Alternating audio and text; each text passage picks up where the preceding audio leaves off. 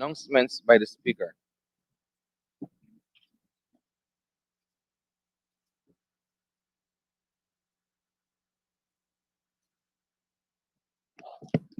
Honorable members,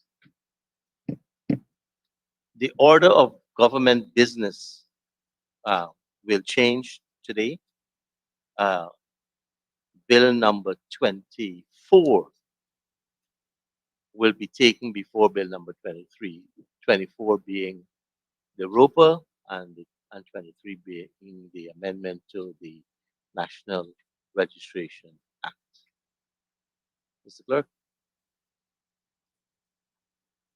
Presentation of petitions, presentation of papers and reports, etc. Honorable Prime Minister, Honorable Minister Teixeira.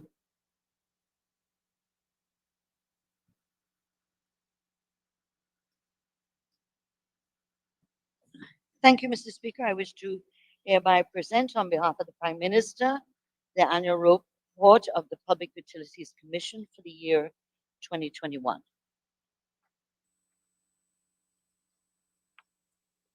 Clerk. Reports from committees. Oral questions without notice. Questions on notice.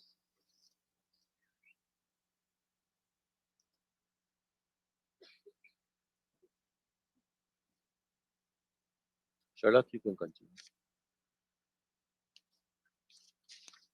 Statements by ministers, including policy statements.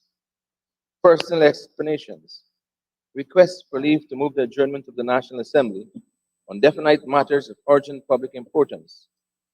Motions relating to the business or sittings of the National Assembly and moved by a minister.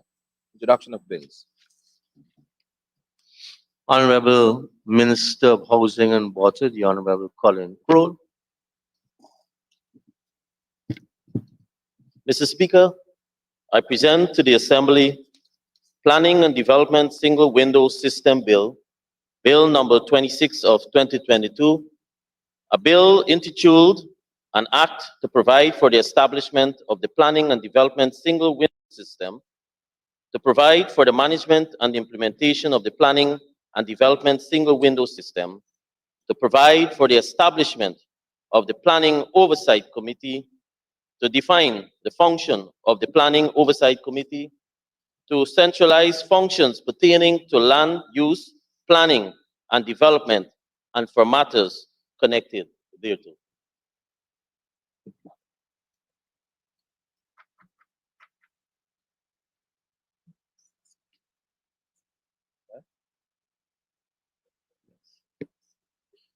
And you asked that the bill be read the first time.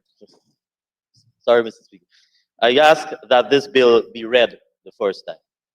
Let the bill be read the first time. Planning and Development Single Window System Bill, Bill number 26 of 2022. Questions on notice.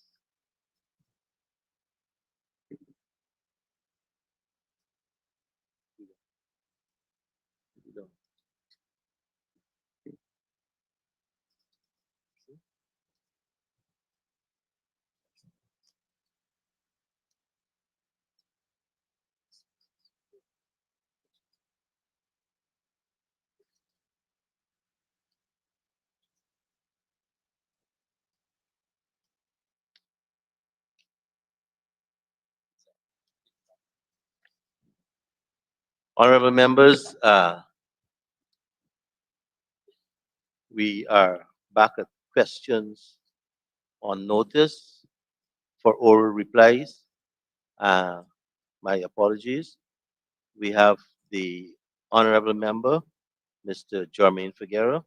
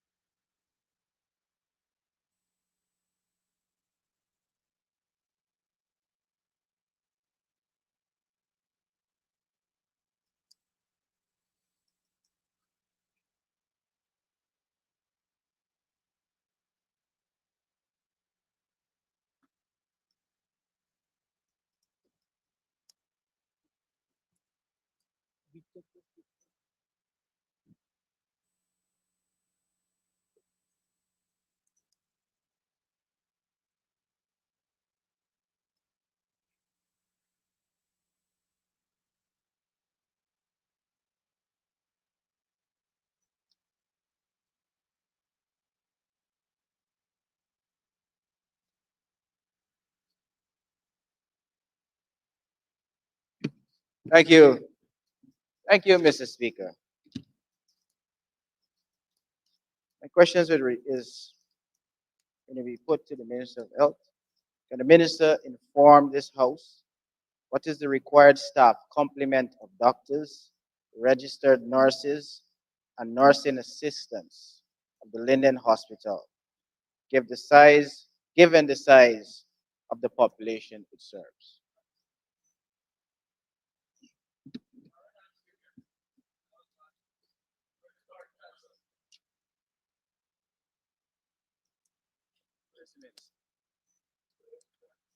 Honorable members, let's just give the Honorable Minister of Health an opportunity to get settled.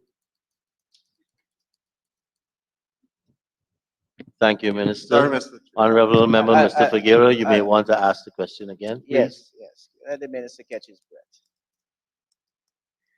Minister, can you inform this House what is the required staff complement of doctors? What is the required staff complement of doctors, registered nurses, and nursing assistants of the Linden Hospital complex, given the size of the population? Thank you, Mr. Speaker. Thank you, Honorable Member. The complement of doctors for the Linden Hospital is 16 doctors, registered nurses 130, and for nursing assistants 110. Honorable Member Mr. Figueroa. Thank you, Honorable Minister. Can you also inform this House of the number of specialist doctors that should be assigned to the Linden Hospital complex, given the size of the population it serves? Thank you. Honorable Minister. Thank you, Mr. Speaker. Thank you, Honorable Member. At the Linden Hospital, we have 13 specialists, and we have 2 obstetrician gynecologists, 2 internal medicine specialists, 2 pediatricians, 2 surgeons, 2 orthopedics surgeons, 1 anesthesiologist, 1 intensivist, and 1 radiologist. We also have a visiting urologist that goes twice per week. Thank you, Honorable Member Mr. Figueroa. Thank you, Mr. Speaker. With regards to the information posed, the supporting questions were somewhat answered, but can the Minister assure this House with regards to the information that he has provided, and I know your staff would have probably furnished you this, are you confident that those information is actually reflective on the ground of the Mackenzie Hospital? Because from my information, what you have provided is not the reality on the ground, sir. Honorable Minister. Well, thank you very much, Mr. Speaker. Thank you very much, Honorable Member. These specialists are the ones that we have on the ground. I must say that we have a number of Cuban specialists and Chinese specialists. The Cubans come on the brigade, and the Chinese specialists who are also on the Chinese brigade. And so they make up the bulk of the persons that we have as specialists at the hospital. So I am very certain that they would be at the hospital operating because we have assigned them there. Thank you, Minister. We have another supplemental question or the new question? I'll take that, thanks. Thank you. Honorable Member Mr. Figueroa. No, I said I don't have any more, thanks. There is a second question in the name of the Honorable Member Mr. Figueroa. Specialist doctors assigned to the Linden Hospital. Yeah, that one was answered, sir. And then we have the third one, equipment Yes. for the Linden Hospital. Honorable Member Mr. Figueroa.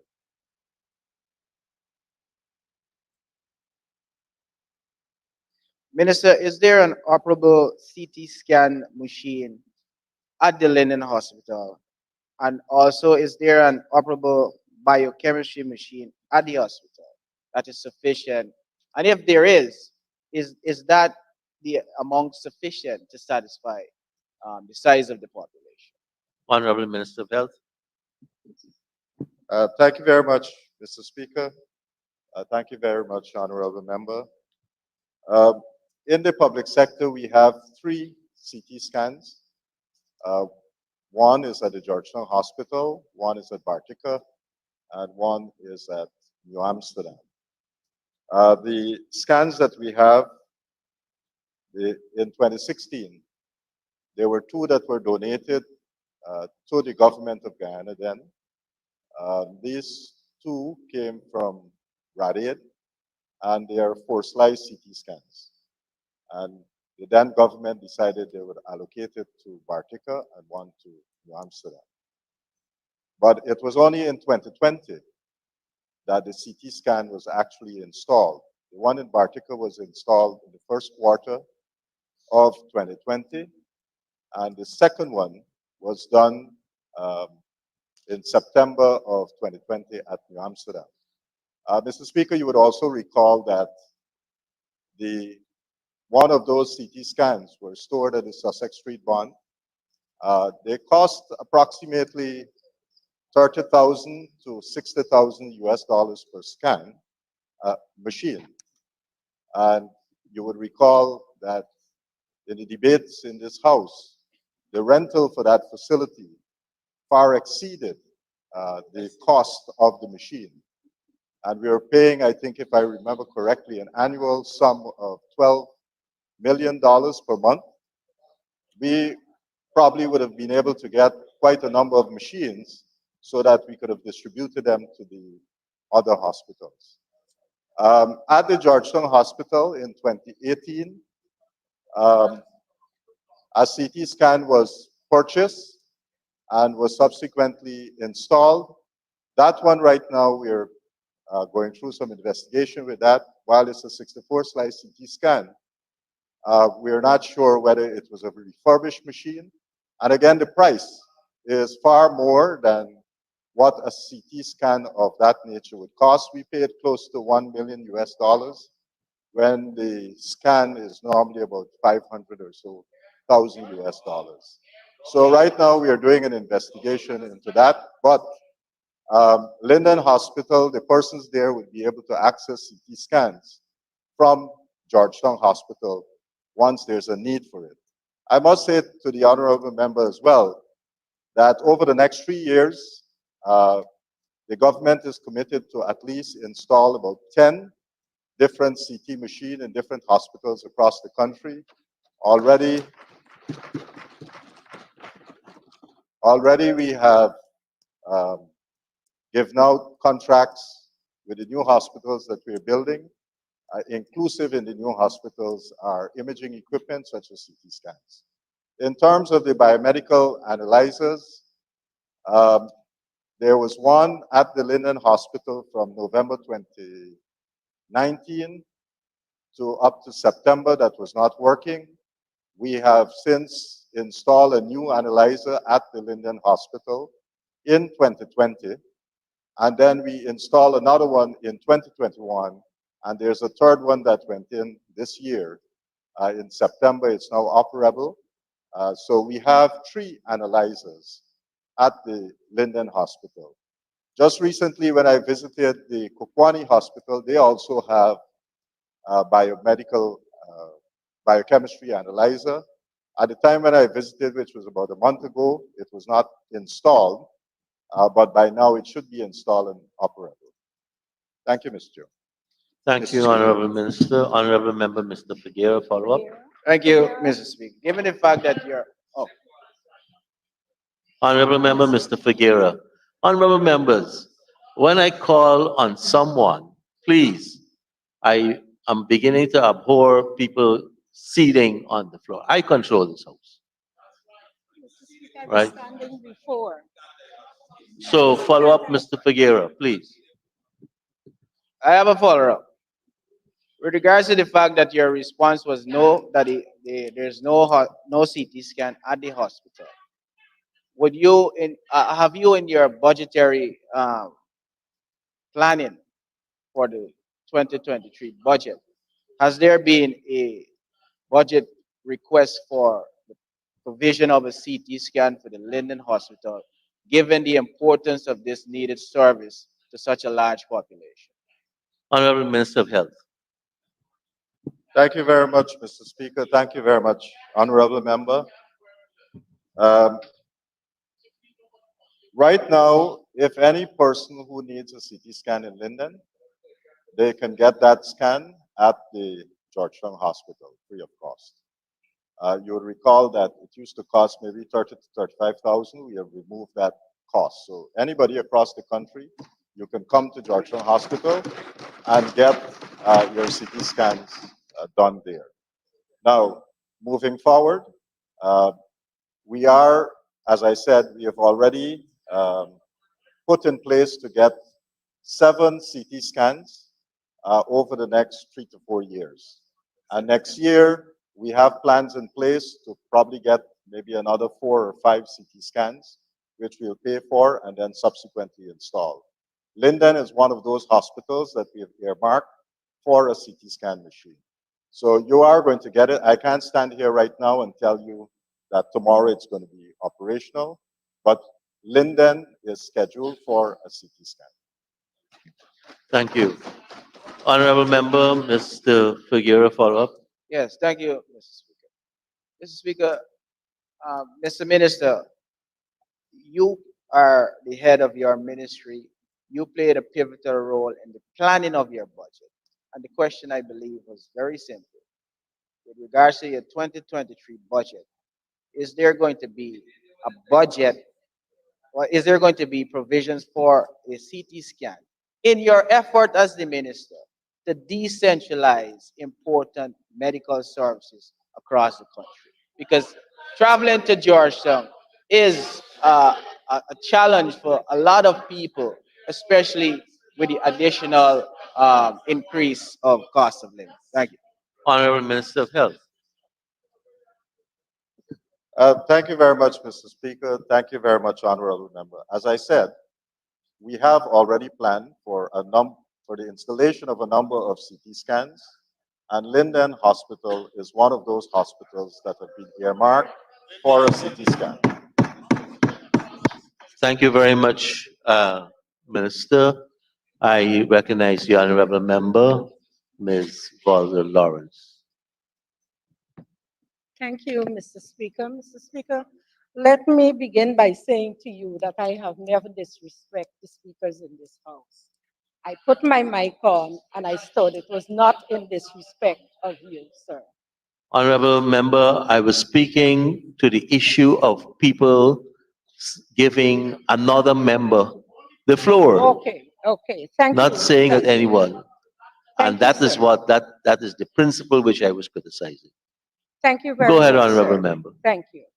Mr. Speaker, during the years for which the Honorable Minister, Dr. Frank Anthony, responded to the question with regards to the 2 CT scans for Bartica and New Amsterdam, I would like to place on record that it was not 2020. Those machines were installed in 2019, and then training began in 2020. Thank you. Honorable Minister of Health, I'll give you an opportunity to respond to that clarification, which wasn't the question. Go ahead. Thank you very much, Mr. Speaker. The records would show that the CT scan for Bartica, while it was procured or donated from Rad Aid, came into the country, was stored at Sussex Street in the bond for a number of years, and then it was taken to Bartica.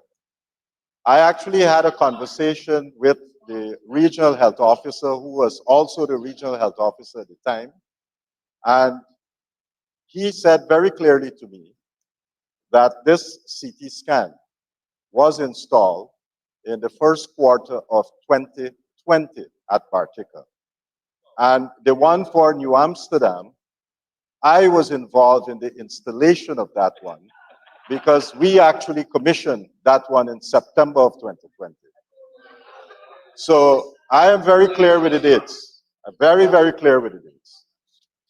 Thank you very much, Mr. Speaker. Thank you very much, Honorable Minister.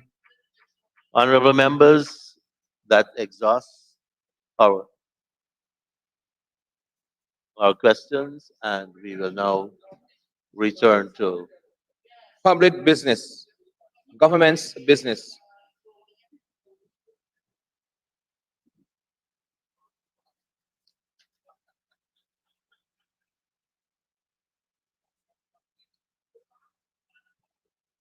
honorable members. The Assembly will resolve itself into Committee of Supply to consider financial paper number 2 of 2022. Honorable members, we are now in Committee of Supply to consider financial paper number 2. Honorable members, I know this is about questioning the allocations that are provided in these two financial papers. While we will allow some amount of latitude to develop the question, I want to caution members about making a speech before the question. I will be very firm with respect to people making speeches. Honorable members, I now propose that item 1, agency code 02023, Office of the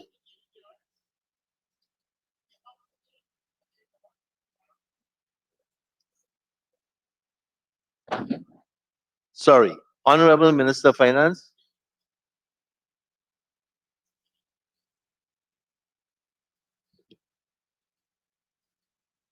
You have to make a statement. Thank you very much. My apologies, sir. Thank you very much, Mr. Chairman. Mr. Chairman, sir, in accordance with Article 171(2) of the Constitution, I signify that Cabinet has recommended for consideration by the Assembly the motion for the approval of the proposals set out in financial paper number 2 of 2022. Supplementary estimates current and capital advances made from the contingencies fund totaling $2,904,841,406 for the period from 15th of August to 29th of November 2022. And I now move the motion, sir. I presume that I will give the signification for financial paper number 3 of 2022 when that arises. Very well, sir. Thank you very much. Thank you, Honorable Minister. Honorable members, the motion is proposed. We will now consider the paper as usual. The items will be taken from both current and capital estimates in order for which the minister is responsible. So I now propose the question at item 1, agency code 02023, Office of the Prime Minister, chart of account 6321, subsidies and contributions to local organizations. And I propose the question that the sum stated stands part of the estimates. The honorable member, Ms. Lawrence. Thank you, Mr. Chair. Mr. Chair, to the Honorable Prime Minister. The contingency fund advance of $1.7 billion is almost 50% of the voted provision, Mr. Prime Minister. Even when you take into account the increase in fuel cost. My questions to you is, are you saying to this House that this is as a result of improper budgeting? And if yes, can the Prime Minister tell this House what measures are in place to correct this? Honorable Prime Minister. Thank you, Mr. Speaker. Mr. Speaker, it's quite obvious to everyone in Guyana that this cannot be a case of improper budgeting. we have experienced a tremendous increase in the cost of fuel during the year 2022. As a caring government, Mr. Speaker, we've decided that notwithstanding the increased cost in fuel, government will absorb that cost and not pass it on to the people of Guyana. And Mr. Speaker, that is the only reason why we requested this money, to keep the lights on in Linden, Region 10. Linden, Region 10. Thank you, Mr. Speaker. Thank you, Honorable Prime Minister. Honorable Leader of the Opposition. Mr. Speaker, first of all, before I commence, I want to draw your attention to 40 of the standing orders. There are some people in this House, Mr. Speaker, who behave as though they are part of a menagerie. This is a parliament. And I therefore ask you to uphold 40 on interruption, or else I will consider it to be a menagerie rather than a parliament. Mr. Speaker, I want to ask Honorable Prime Minister, Mr. Speaker, I've just Go ahead, Honorable Leader of the Opposition. Mr. Speaker, I've just invoked 40. I might need your ruling because we're still seeing the same behavior as if it's a menagerie rather than a parliament. You're standing on now on a point of order, Yes, Mr. Speaker. and restate that point of order for me, please. 40 says, Yes. subject to these standing orders, no member shall interrupt another member except by rising on a point of order when the member speaking shall resume his or seat, and the member interrupting shall simply direct attention to the point of order he or she desires to bring to notice and submit it to the speaker. So this is clear. And to me, Mr. Speaker, if we continue with this kind of behavior, we become a menagerie rather than a parliament. No one has objection to sensible and skillful heckling. But listen to that. Unless he doesn't understand, Mr. Speaker, that a menagerie is a collection of wild animals. Honorable Leader of the Opposition, my understanding of being a long-standing member of this parliament, an interruption is when people will stand and interrupt. There are always a lot of noise, and when it becomes unbearable, I stepped in. In this case, I cannot see your rising on that standing order as a relevant. Question to the Honorable Prime Minister. Go ahead, Honorable Could the Leader of Prime the Minister Opposition. tell us, as a result of what many are saying, the Ukraine war, what is the actual increase in cost and that resulted in this kind of demand? Thank you, Honorable Prime Minister. Mr. Speaker, the honorable member, I'm quite certain, fully aware of the arrangements for the provision of electricity to the households in Linden. The electricity is generated by both sides. We have a contract with both sides. LECI has a contract with both sides. This reflects the additional money that is requested by both sides to cover the period where they would have provided electricity and we would have suffered an increase in the cost of fuel. So this is based on an invoice submitted by both sides. And we've requested the money to pay to keep the lights on in Linden. This is the increase. So it's from the consolidated fund, checks were written and paid to both sides. Thank you, Honorable Prime Minister. Follow up, Honorable Leader of the Opposition. Mr. Speaker, we are both from Linden, and I agree that there should be subsidies to Linden. In fact, we fought for it and lost lives. But Mr. Speaker, I'm asking a simple question. Could the honorable member tell us what is the increased cost of fuel that caused this exorbitant amount? Or is he saying that both sides just give him a bill and he's paying? That is the question, simple. Honorable Prime Minister. Mr. Speaker, there have been various increases over the period of time. As fuel went up on the world market, the supplier basically included that cost and passed it on to us. So there have been several increases, and this request was made to cover all the increases. The overriding factor here, Mr. Speaker, was to ensure that the people in Linden and its environment have electricity. I don't think I'm against it.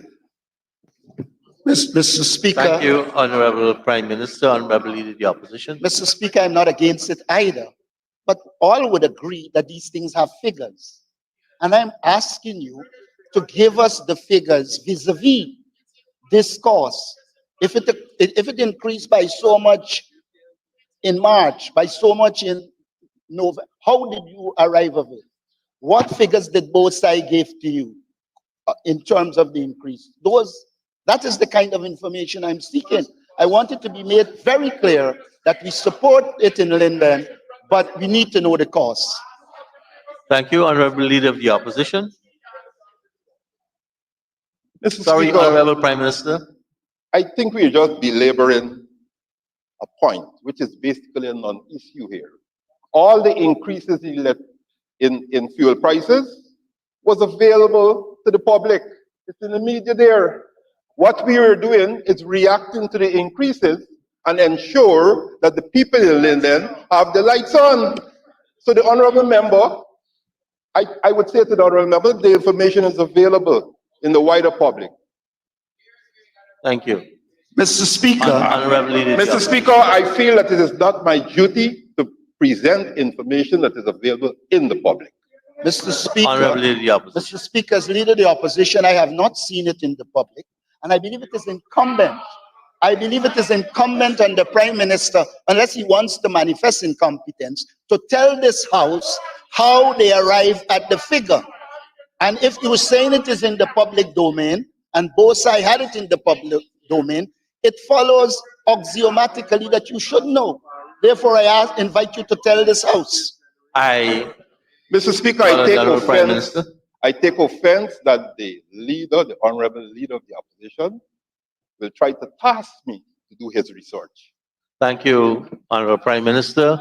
Honorable members. Mr. Speaker. Honorable Leader of the Opposition. Mr. Speaker. Mr. Speaker, this House, it is the obligation of the Prime Minister to tell this House on what basis did he arrive at the figures he arrived at, and give numbers. While I will not engage the Prime Minister anymore on this, I see it as a clear case of manifest incompetence or another. Honorable Leader of the Opposition, I'll give the Honorable Prime Minister an opportunity to make a statement with respect to your statement. Go ahead, Honorable Prime Minister. Mr. Speaker, manifest incompetence has resulted in the honorable leader of the opposition being on that side of the House. This is a public company, Mr. Speaker, and all the information for any public company is available to the public. Just perhaps that's a case of what manifest competence entails, that someone will seek the information that is already available public and not come to waste the time of this House. Thank you, Mr. Speaker. Thank you. Honorable members, I now put the Honorable Member, Mr. Patterson. Thank you very much for recognizing me. Can I ask the Honorable Prime Minister, contingency payments are for urgent, unforeseen payments. Can I ask the Honorable Prime Minister to state why these sums, because in his response he said that this has been going on for a while. This has been going on from February. So can you ask the Honorable Prime Minister, why was it necessary for this to be paid via contingency, since this has been a long ongoing issue? Honorable Prime Minister. Mr. Speaker, again, I'm bombarded by elementary questions and investigations by members of the opposition. There is a sum that was projected for the year 2022. It's obvious that based on our projections, and here I'm talking about competent planning, we would have forecasted that by a certain time in the year 2022, we will require additional money. All the staff work, all the checks, all the analyses were done, and we'd asked both sides to submit their invoices, and we went to the consolidated fund. I don't have to explain the procedure for getting money from the consolidated fund, and we got the money in time to keep the lights on in Linden. It's matter of concern for that community, Mr. Speaker, and I think that is the essence of my involvement as the minister responsible for energy, to ensure that the money becomes available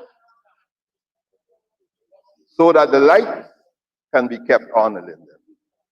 And not have a situation where both sides cannot supply electricity and then we run in to get money, or asking both sides to continue providing electricity while we try to get the money.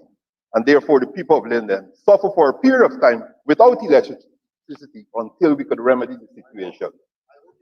What we have done is we took all the necessary steps to remedy the situation before we reach the point of having to cut off the lights, because there's no money available. The $2.9 million run out, and therefore, the $3.9 million run out, and therefore there's no money. And then after, we go and request money to pay both sides. In the meantime, the people from Linden suffering. Come on.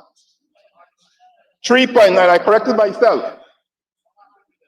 Thank you very much, Honorable Prime Minister. Honorable Member, Mr. Patterson. Thank you very much, Mr. Chairman. That's what you call waffling.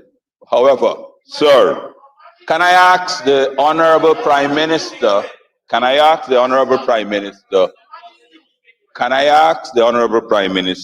how does BOSAI bill the government for electricity? Is it quarterly, monthly?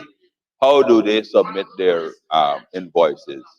Can I ask him a simple question like that, sir? Honorable Prime Minister.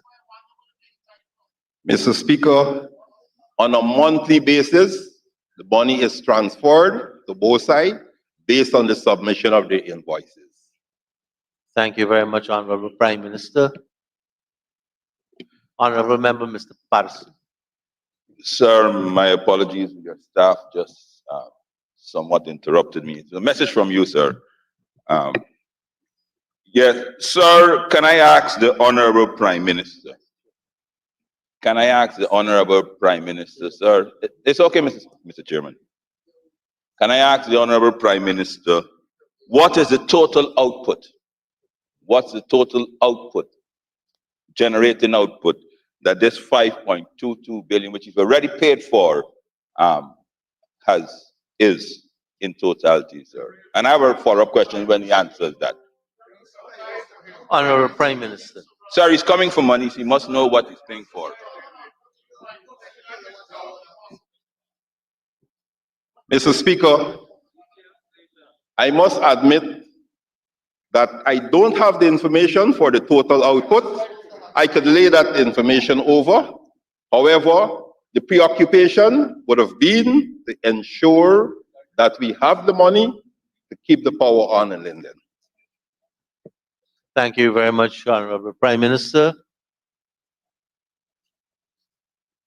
Honorable members, I now put a question that the sum stated for agency codes 02023, Office of the Prime Minister, Power Generation, that the sum stated now stands part of the estimates. Those in favor say aye. Those against say no. Ayes have it. The sum stated now stands part of the estimates. We now go to item number 2, Agency Code 16161, Ministry of Amerindian Affairs, Policy Development and Administration, Chart of Accounts 6291, National and other events. And I propose the question that the sum stated stands part of the estimates. The honorable member, Ms. Valda Lawrence. Thank you, Mr. Chairman. Mr. Chairman, and the Honorable Minister, can you outline what aspects of the Amerindian Heritage Month were not budgeted for? And can the minister, not 16161? We're at Oh, okay, the next one. 6291. Sorry, Mr. Chair. Honorable Minister of Amerindian Affairs.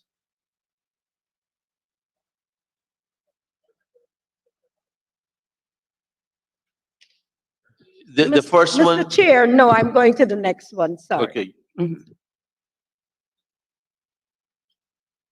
Honorable members, I now put the question that the sum stated for Agency Code 16-161, Ministry of Amerindian Affairs, Policy Development and Administration, that the sum stated now stands part of the estimates. Those in favor say aye.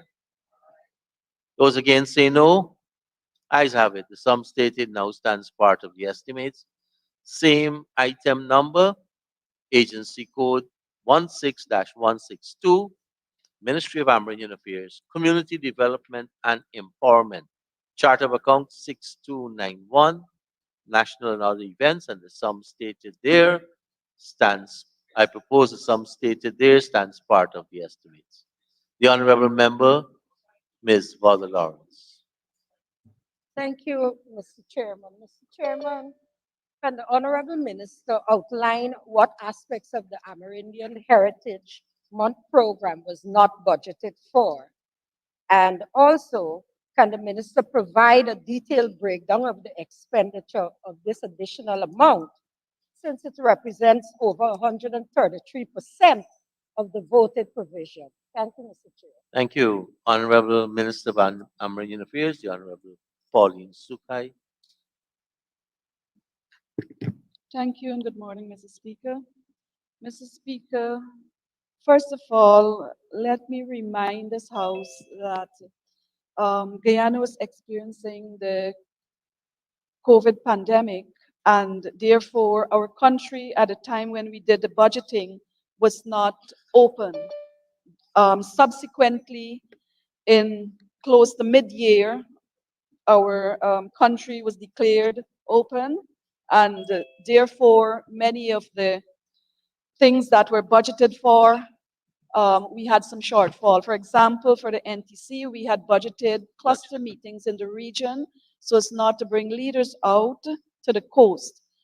After the country was declared open, what happened is that we made a decision to have a full-fledged NTC, and thereby the shortfall was, as the voted provision sought seeking approval of $48,851,000. The items or the activities that this sum related to, it related to the Amerindian religious ceremony, Amerindian Heritage Cultural Nights, the art exhibition, the Amerindian Fitness Walk, Stephen Campbell's commemoration, Amerindian Heritage Sports, Heritage Dinner, contribution to the villages, food and art and craft support, heritage pageant, public relations, rehabilitation of work at the Amerindian Village, and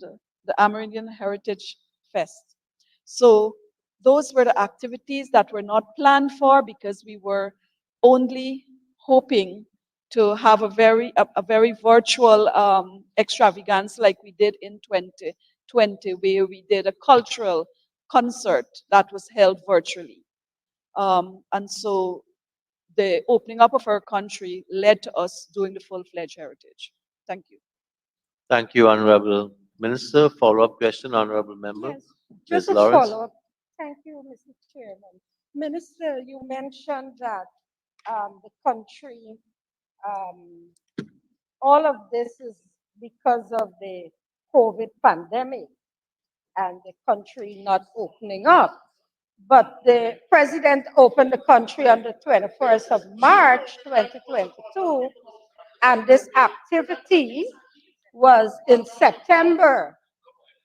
Also, some of the programs that you listed, the items, these are regular programs. So what is the difference? Was there an increase in the cost? What is it? Mr. Speaker, Mr. Chairman, Let me answer now. could you please tell the Honorable Member McCoy that this is big Honorable boys and Member big Ms. boys Lawrence, business? I'm hearing plenty people making noise. So if you hear one person, I'm hearing a lot of them. That's why I hit the gavel.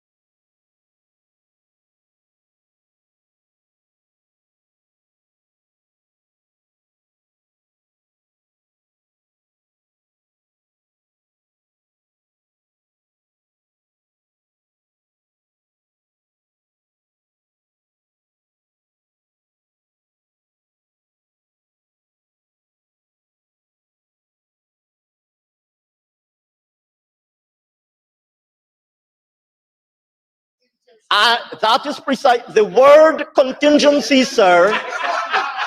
The word contingency, sir. I would have thought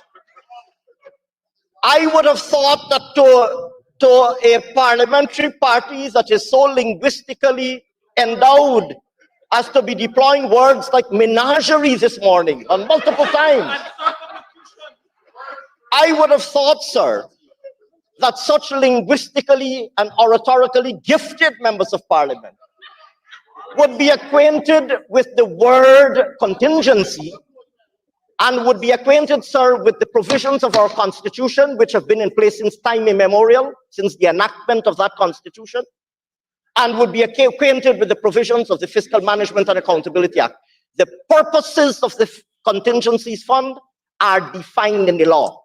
And where a need arises that was not provided for in the budget, and it is established to be urgent and unforeseen, it is met from the contingencies fund. And I will say further, sir, that as a former chairperson of the Public Accounts Committee, and I believe honorable member, are you now again a member of the PAC? She's not. All right, no, I don't recall. Sir, as a former chairperson of the Public Accounts Committee and one who held that office for many years, I know, sir, that the honorable member is well aware of this. So what we're witnessing today is nothing short of political grandstanding for the purposes of objecting to an allocation to our Amerindian people. That is all we're witnessing here today.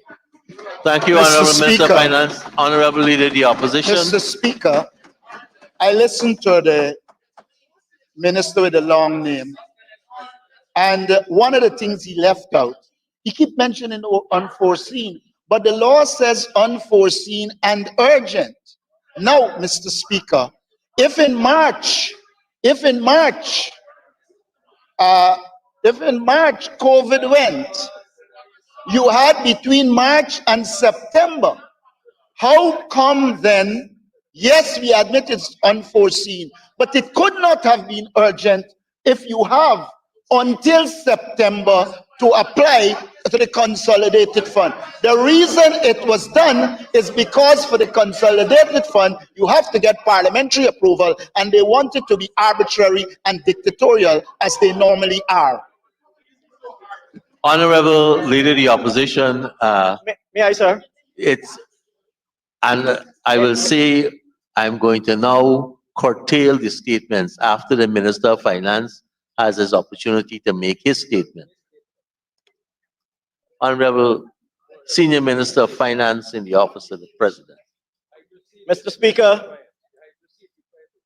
a recent public exchange in relation to a statement made by the World Bank, and in particular in relation to some 2019 statistics that were quoted in a 2022 some 2019 poverty statistics that were quoted in a 2022 World Bank statement. That public exchange, sir, which included an original intervention by the Leader of the Opposition and a response by myself, and I think a subsequent intervention by the Leader of the Opposition.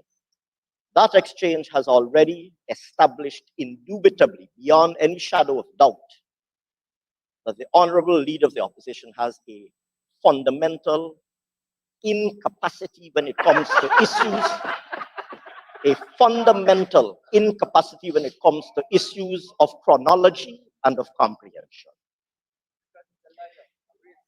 First of all, he made a Honorable rather Member Mr. Dharamlal. First of all, I don't want to have to circulate the words which we don't use in the Parliament. Go ahead, Honorable. First of all, sir, the Honorable Leader of the Opposition continues to be removed from reality. He made a statement just now that COVID ended in March 2022, so we should have known. Sir, I have news for you. COVID hasn't ended yet.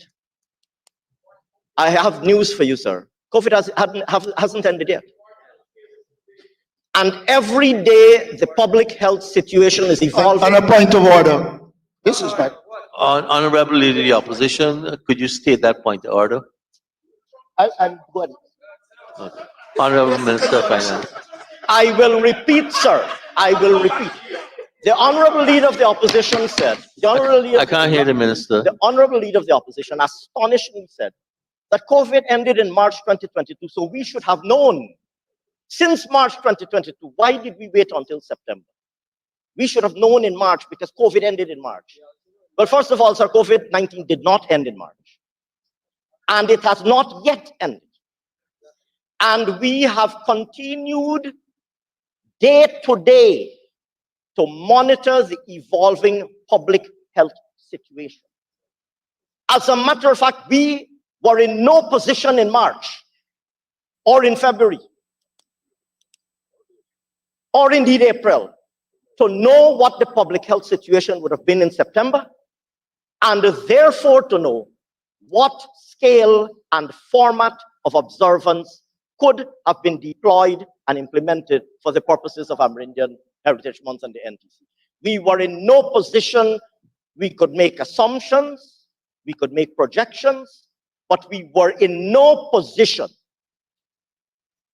I don't know if the Leader of the Opposition has some kind of a crystal ball. I don't know if the Leader of the Opposition has some kind of a crystal ball that he can look into in March. I don't know if he has a crystal ball that he can look into in March. I hear my colleagues are saying that apparently he has 2 crystal balls. I don't know if he has 1 or 2 or more crystal balls that he can sit and look into in March and know what will be happening in September, especially when it comes to such a serious matter as a global pandemic.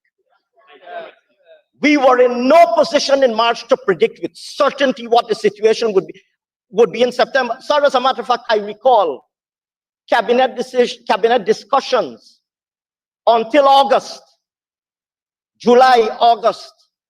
I recall my colleague, Minister Pauline Sukai, coming to the cabinet and cabinet discussions and briefings by Minister Frank Anthony on what the current situation would be day by day, week by week, so that we would make the best decision and ensure that nobody was exposed to risk, to ensure that we had the most fulsome observance, but at the same time ensure that we did not jeopardize anybody's health.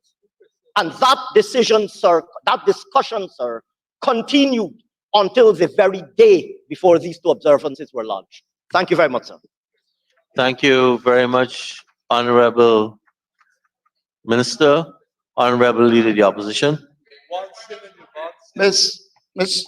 Chairman, first of all, the government declared in March that Guyana was open, and they knew that they were being involved in public activities. There were many activities between March and September that would have established that the government itself opened after declaring the situation as being much better. It is therefore unfortunate that you will come to this house and talk about COVID not ending, knowing full well that you opened Guyana in March, knowing full well that you had that Indigenous month, and then come now to tell us that COVID didn't end. By your actions, you ended the activity. Honorable Leader of the Opposition, the question.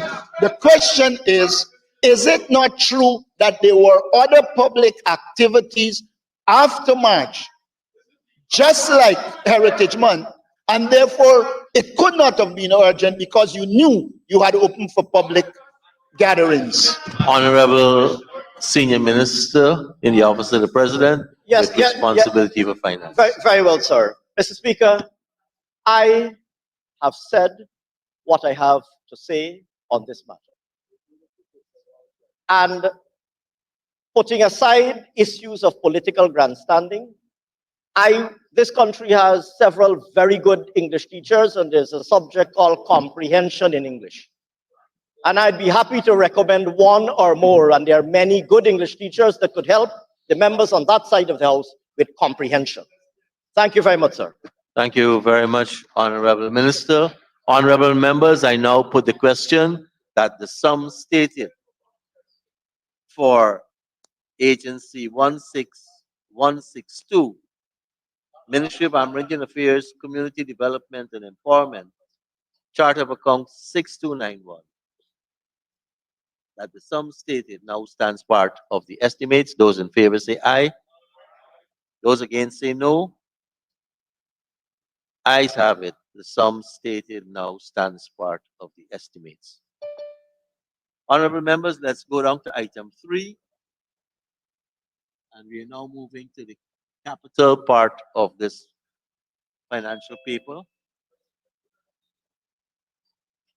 Agency code 21-212, Ministry of Agriculture, Agricultural Development and Support Services, Chart of Account 130-1600.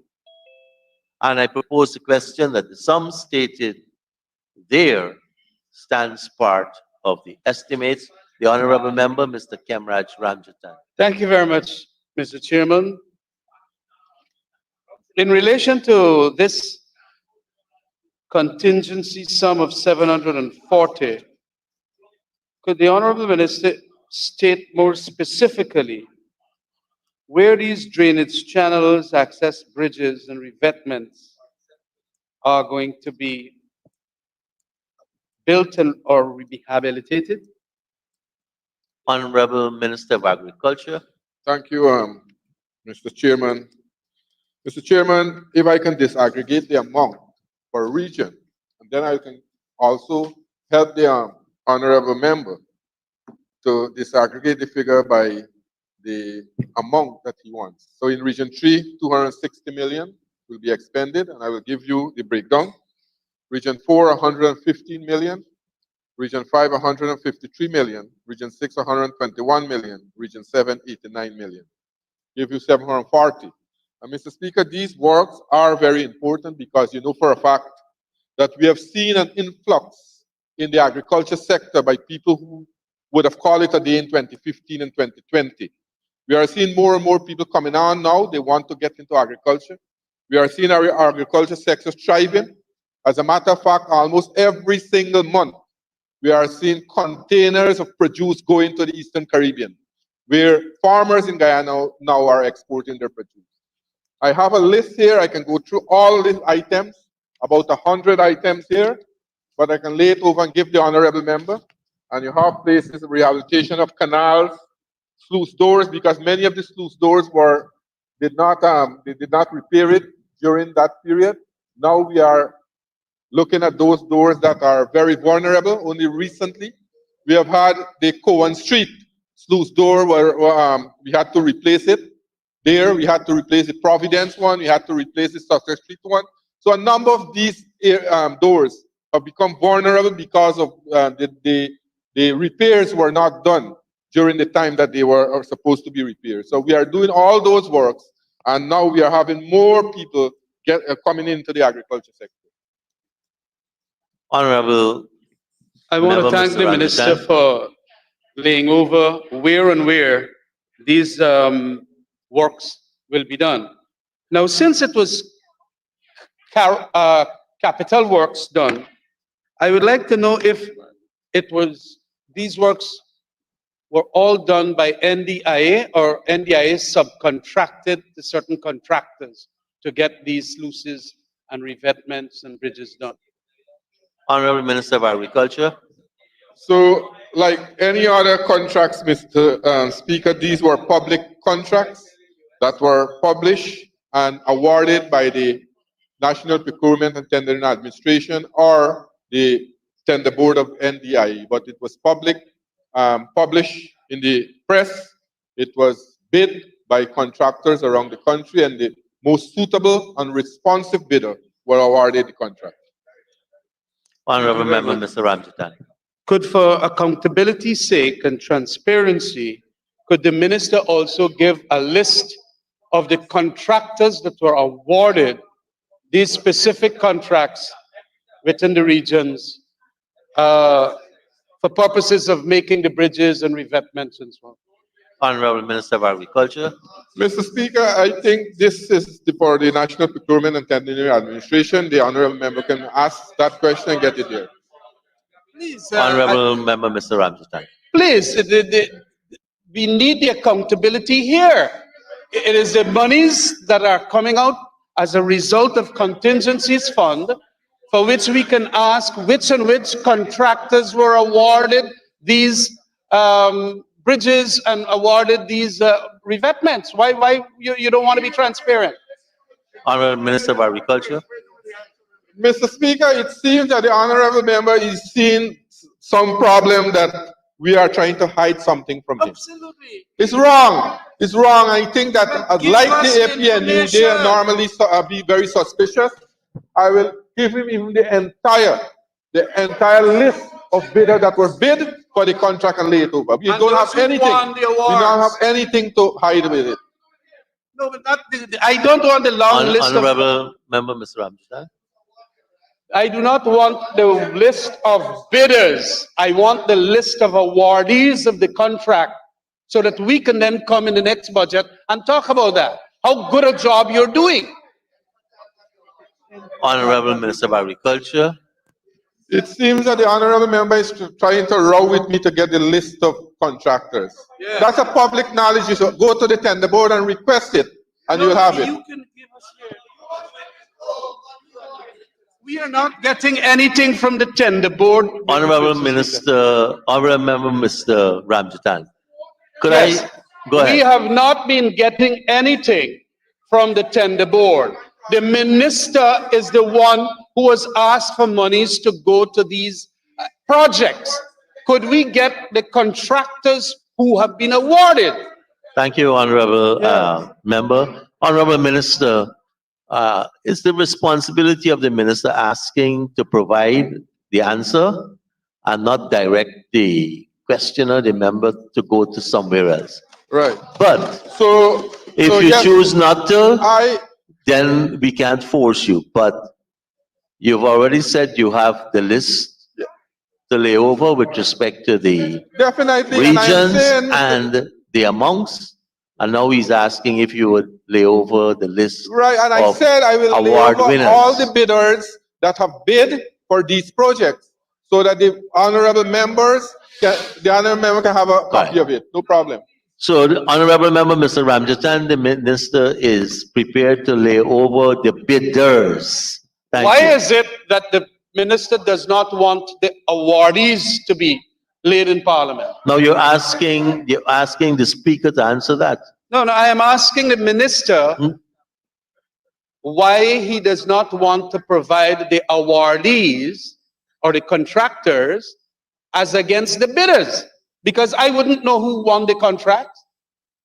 Honorable Minister, are you able to provide the winning You bidders? see, Mr. Speaker, I think that as member of parliament, we have to be more proactive. The honorable member wants me to do his work. This is public knowledge. This has been published in the newspaper. We have had public signing of these contracts around the country. But anyway, I will help him. I will try to give him. He thinks we have something to hide, which is nothing. I will give him. Thank you very much, Honorable Minister. Honorable Member, Mr.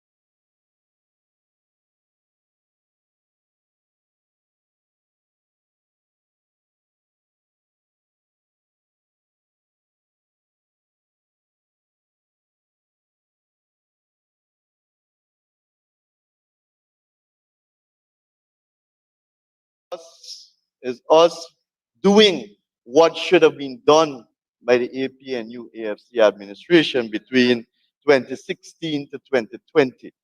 So the 187.5 million that we will collect as part of the agreement is for payments between the year 2016 to 2020. So, Mr. Speaker, the previous administration had what we call the Green State Strategy, I believe it was. But there was no plan, there was no realistic targets in the first place. There was no main or no plan to bring in revenue. And that is why we are saddled with the responsibility today to ensure that we gain the necessary credits and revenue from our forests from 2016 coming right up to 2020. So, Mr. Speaker, the $360 million will be paid to the art infrastructure, the architecture for Red Plus transaction, which is the UN body that is certified to validate our forest carbon credits. And it will equate to about 5 US cents, 5 US cents for credit, of which we will be paid $15 US. So we are paying 5 US cents for $15. So, Mr. Speaker, this, as I mentioned, this is something that all Guyana should be proud of. It's the first country in the world that is signing such an agreement at the jurisdictional level or national level. So the provision, Mr. Speaker, the amount being asked is to offset the cost of validating our forest carbon credits. Thank you. Thank you, Honorable Minister. Honorable MP Ramsrup. Thank you, Mr. Speaker, and thank you, Honorable Minister, for that explanation as to where we are in terms of carbon credits. But, Mr. Speaker, I want to ask the question as to what exactly the resources that you speak about here is to accomplish these UN fees. But what are the resources this money was being spent on, or who was this money spent on? You spoke about the R3s, and we know that during our time, we have not learned about the R3s because you had the Red Plus, you had the FPCF, and you have the MRV system. Is the R3s is a new thing to Guyana, or is it take over the responsibility of all these other areas of certification that I just speak about? Honorable Minister of Natural Resources. Mr. Speaker, the Red Plus program, the EU FLED program, and all the other programs are completely different from the R3 verification, validation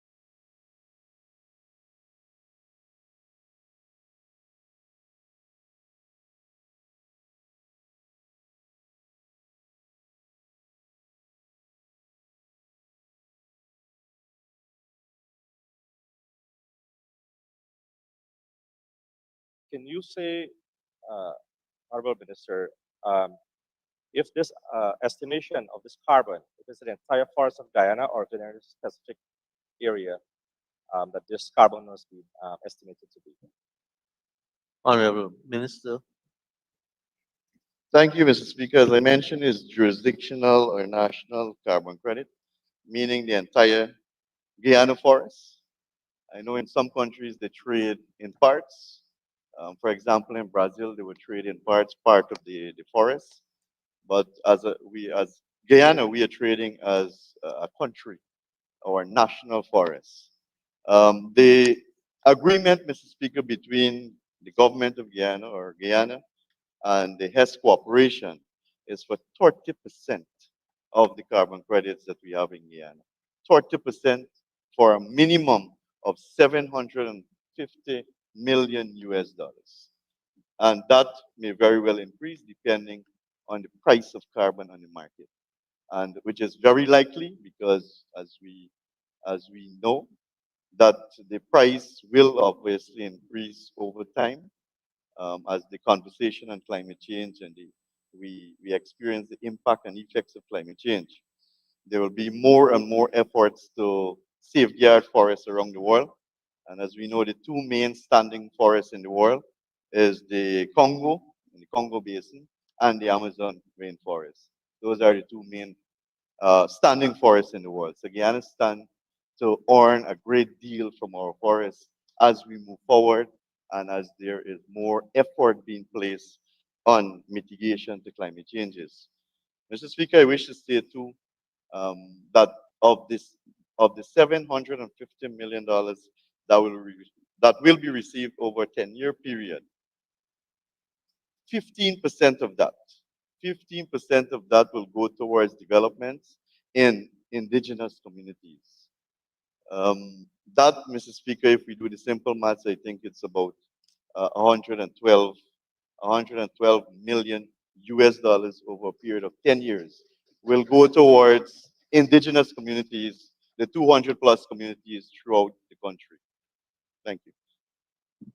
Thank you, Honorable Minister. Honorable Member, Mr. Ramswarup. Thank you. Thank you, Honorable Minister. Mr. Speaker, can the Honorable Minister table the Mr. Speaker, can the Honorable Member table the contract with HES to this Honorable House? Honorable Minister, Natural Resources. Mr. Speaker, I think the honorable member is asking for the agreement that was signed between the government of Guyana and the S Corporation, which is a public document, and it will be made public. Mr. Speaker. Honorable Member, Mr. Ramswarup. Yes. I the $360 million in addition to the 208 when we had voted at the budget comes up a sizable sum of 500. Who actually is receiving, like I was asking for the contractor, who is actually receiving this issuance payment or monies? Because it was already given since by between August and November 29th. Obviously, it was paid to somebody. Who is it that it was paid to? Honorable Minister, Natural Resources. Thank you, Mr. Speaker. Mr. Speaker, there is a what we call the Art Secretariat, the Architecture for Red Plus transactions. It is actually there's a secretariat, and it's an organization that obviously will have a structure and personnel because they have to come to Guyana to do physical verification of Guyana's forest. That is how it works actually. And they've been doing this over the last 2 years. We have people in Guyana verifying the forest to ensure that when companies are paying for credits, it is actually real credits because there have been attempts by many others to sell carbon credits for forests that don't exist. So it's the art secretariat. Thank you. Thank you, Honorable Minister. Honorable Member, Mr. There must be Ramzan. actual people or corporate entities behind this art. I would like to know if you can give us some of the actual people who are going to benefit from this 500 and something $million. It's not just art secretariat. Is there a body that yes. I Honorable would like Minister, to know. Natural Resources. Thank you, Mr. Speaker. And the payment to art is 360 million and not 502 as mentioned by the honorable member. And as I mentioned, it's to the art organization that the 360 million will be paid to. Honorable Minister Ramjatan, or Member Mr. Ramjatan.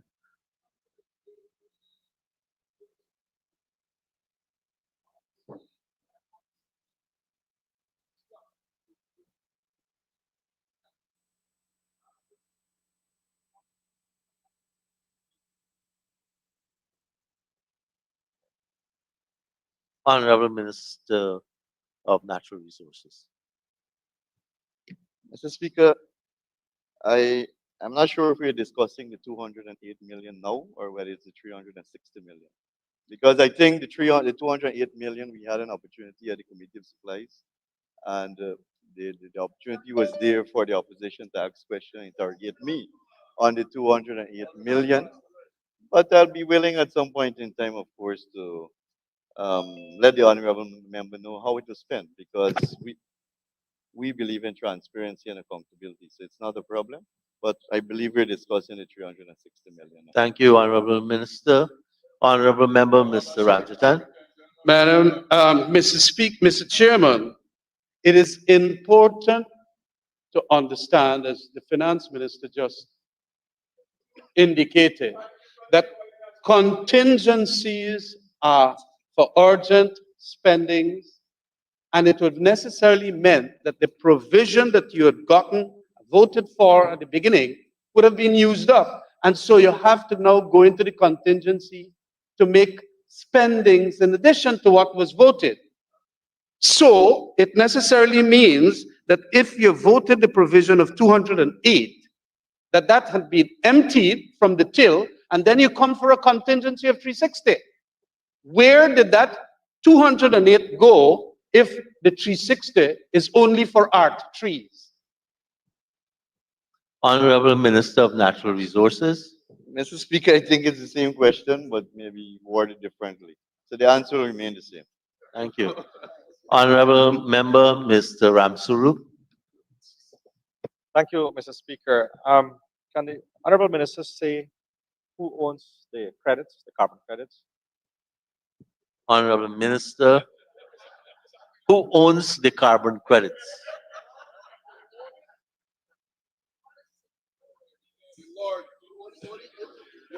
Mr. Speaker, we have always said that the resources of this country belongs to the people of the country. We are the custodian. The people entrusted us to manage the resources. So the resources like the oil, like the diamonds, like the gold, like the manganese, like the bauxite, like the carbon credits, belongs to the people of Guyana. Thank you. Thank you. Honorable Leader of the Opposition. Mr. Speaker, I would assume that to arrive at price, there was some kind of analysis done, and then you would have done some amount of scientific revision as to what the price is likely to be in 10 years. Could you give us an insight into the kind of analysis that was done to arrive at the prices we would have? Honorable Minister. Thank you. Thank you, Mr. Speaker. Mr. Speaker, like most commodities that is traded internationally, there's a market price. For example, the legacy credits, which is between 2016 to 2020, and I think I mentioned earlier, we will be paid a minimum of $15 per ton. For the period 2021 to 2025, we will be paid a minimum of $20 per ton. And for the period 2026 to 2030, we'll be paid a minimum of $25 per ton. Thank you. Honorable Leader of the Mr. Opposition. Mr. Speaker, I heard that, but here you're selling and you say it is in 10 years. I'm trying to get from you the analysis that was done that will establish that this is a good deal so that at the end of the 10 year, we benefit significantly and not Hess alone. Because if Hess buys now, and then the estimate is that while it is like a 10 now, by 10 years from now, it is likely to be 75. Are you satisfied that proper analysis was done? And are you prepared to table here the document that led to that kind of decision? Honorable Minister. Thank you. Thank you, Mr. Chair. Let me thank the Honorable Leader of the Opposition for the question. Now, Mr. Speaker, it's a new commodity being traded on the market. So quite honestly, there aren't much precedent in the world that was set before to determine pricing. But we believe that we would have negotiated a good price for carbon credit. We are probably, in fact, we are the first country in the world to sell based on jurisdiction or nationally. So there is no precedent set before. There is no target that was set either. But what we did put in the agreement, to safeguard exactly what the opposition leader is mentioning, is that should the price, it says, if the price go above a respective floor price for that year or specified under the price levels above, Hess will pay Guyana 60% of the price difference of that year's credits at a higher market price. So I think that was what the leader of the opposition was trying to find out. So we did cater, we did make provision, and we know that maybe in 10 years from now, the price of carbon credits will increase. It will increase. So we have a provision in the air saying that once the price increase, we will get 60% more of that. Thank you. Thank you, Honorable Thank you, Minister. Honorable Leader. Minister. But there's another part of the question Honorable I Leader of the asked. Opposition, you gotta allow me The to other part of the recognize question you. I asked Honorable is, Leader of the Opposition, you gotta allow me to recognize you. So you just don't jump up because I have Mr. Ramsarup finger still on the button. I see Mr. Ford's finger close to the button. So, Honorable Leader of the Opposition, please go ahead.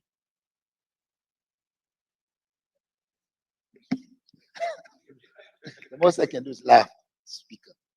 But there's a question that was asked in the two questions. And the question was, are you prepared to provide the opposition with the analysis that was done that allowed you to arrive at the figures you would have arrived at? Honorable Minister. Yes, Mr. Speaker, as I mentioned in my initial response, that Guyana is the first country to be selling carbon credits at the jurisdictional level.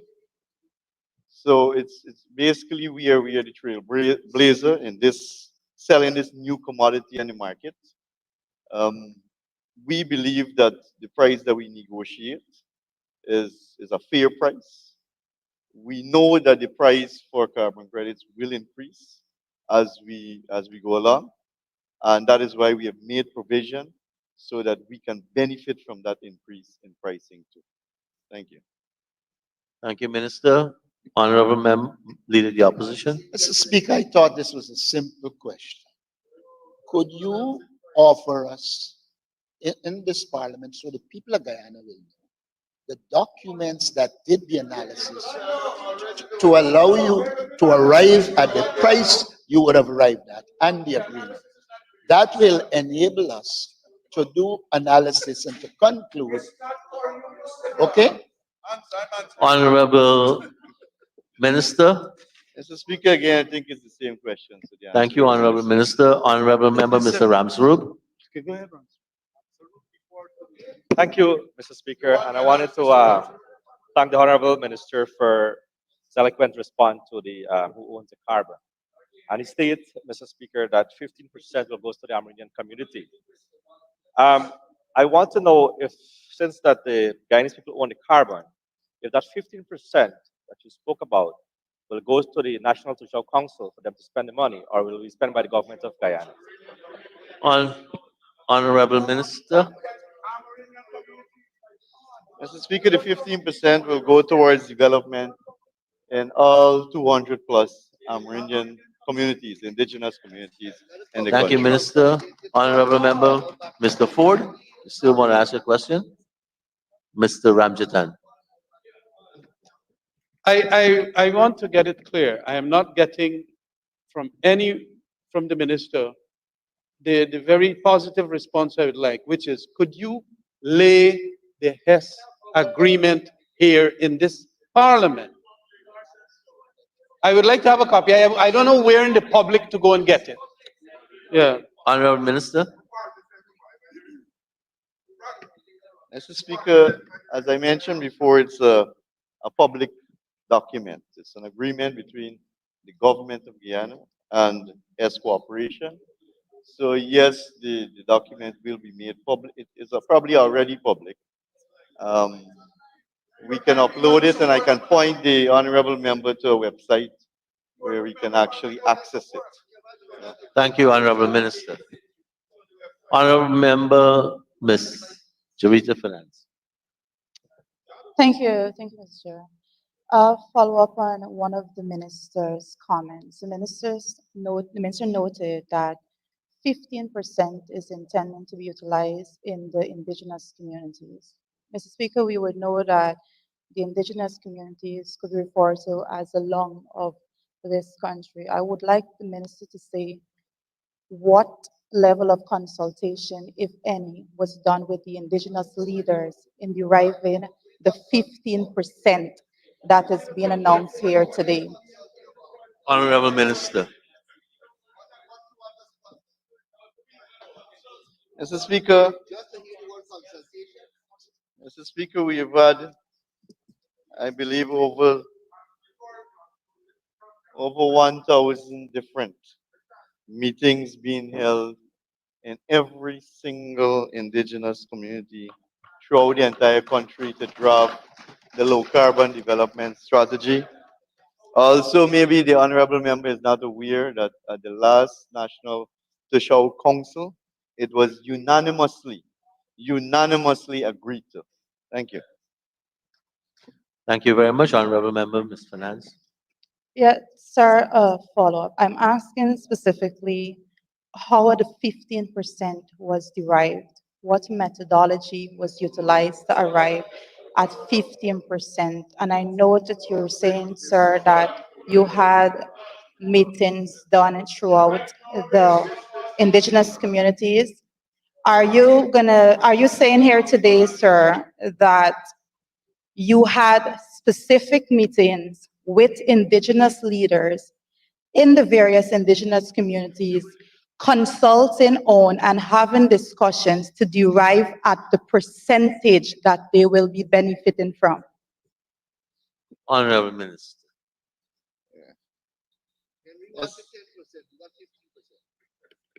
Yeah, Mr.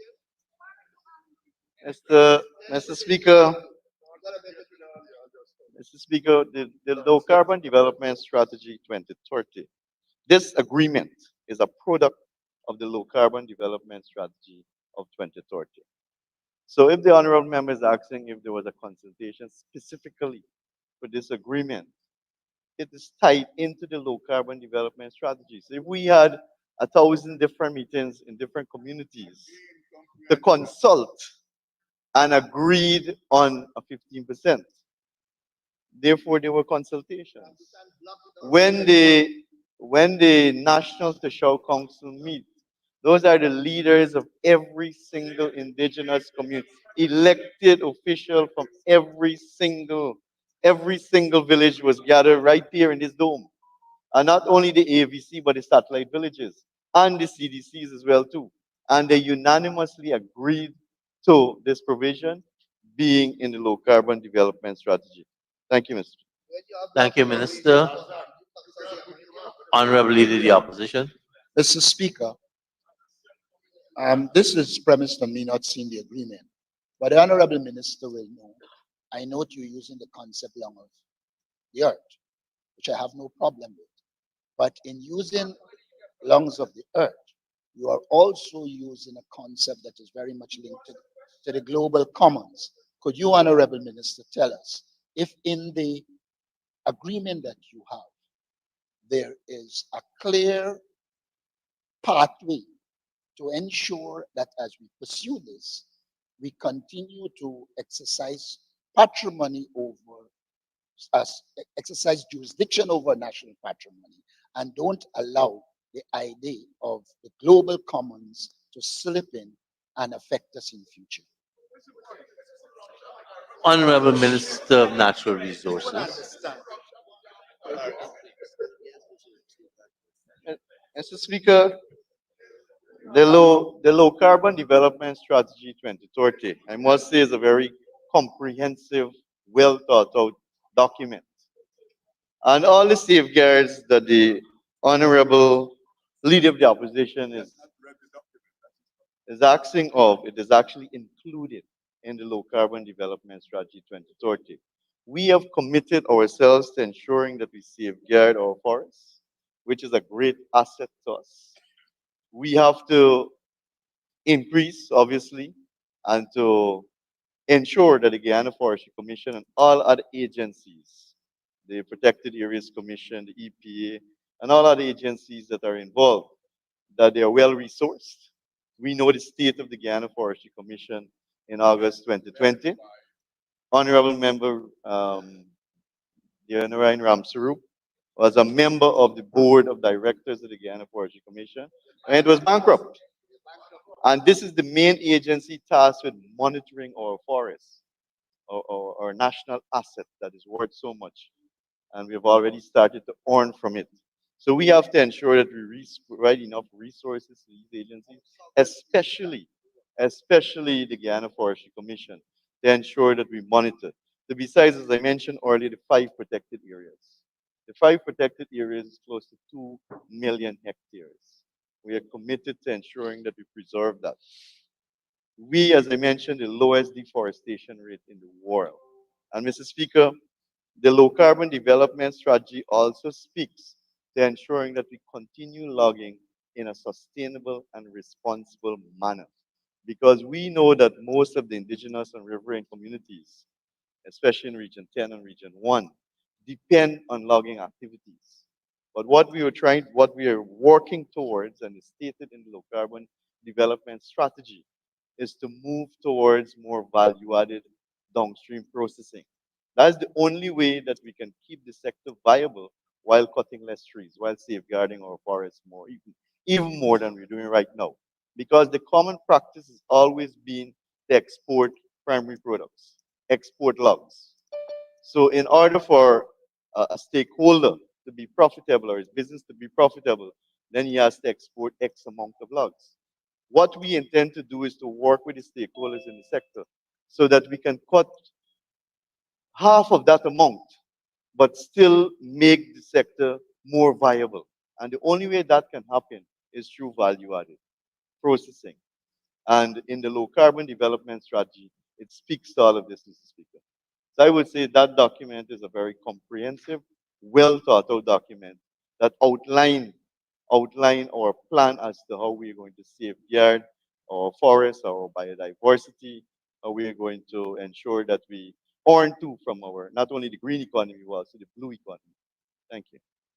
Thank you, Honorable Minister. Honorable Thanks. Member, Thank you, Honorable Leader of the Opposition. Honorable Minister. Honorable Minister, I hear you and agree in that realm. But I'm asking you a specific question, or I'll put a question differently. Has Guyana rejected the idea of a global commons, even though accepting that we are the long of the earth, so that in future it isn't used against us in terms of control of our national patrimony? That's a simple question. Honorable Minister, and I think we're now at the stage of repeating for the last few minutes, Honorable Minister. Mr. Speaker, yes, I think in my presentation I would have answered most of what, or if not all of what the leader of the opposition is asking. But I want to assure all Guyana that we are committed to ensuring that we safeguard all of Guyana and all of our assets that we have. Thank you. Thank you. Honorable members, I now put a question that the sum stated for Agency 26-262, Ministry of Natural Resources, Natural Resource Management, Chart of Account 6284, that the sum stated therein now stands part of the estimates. Those in favor say aye. Those against say no. Ayes have it. The sum stated now stands part of the estimates. We can move now to item 5, Agency Code 51-511, Ministry of Home Affairs, Policy Development and Administration, Chart of Account 2608200, Office Equipment and Furniture. And I propose a question that the sum stated now stands part of the estimates. Honorable Member, Ms. Gita Chandan Edmund.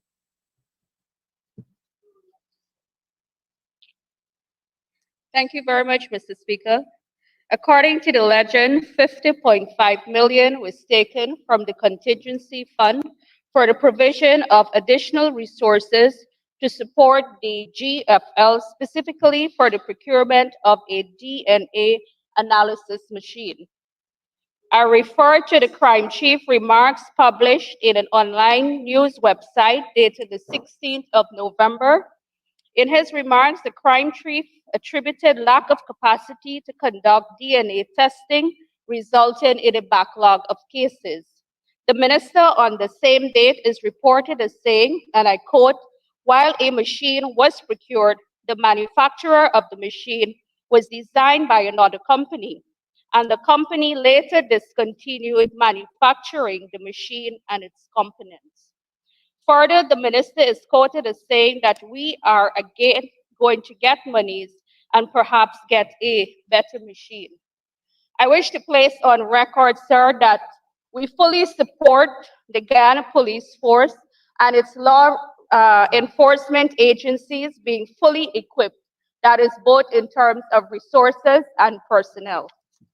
However, there must be full transparency and adherence to procedures.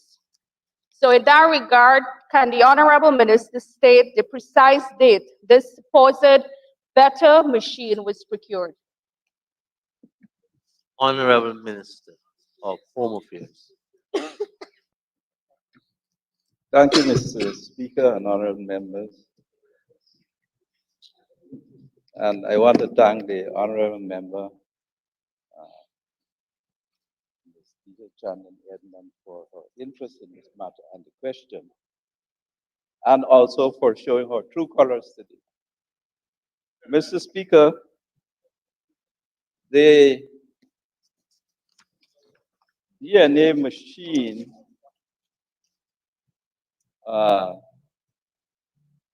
which is being replaced was purchased in 2017. And here we're talking about full transparency. The machine was purchased, and while it did a number of runs, it fell below the requisite standards and capability in requests in relation to doing complete analyses related to DNA for criminological investigations.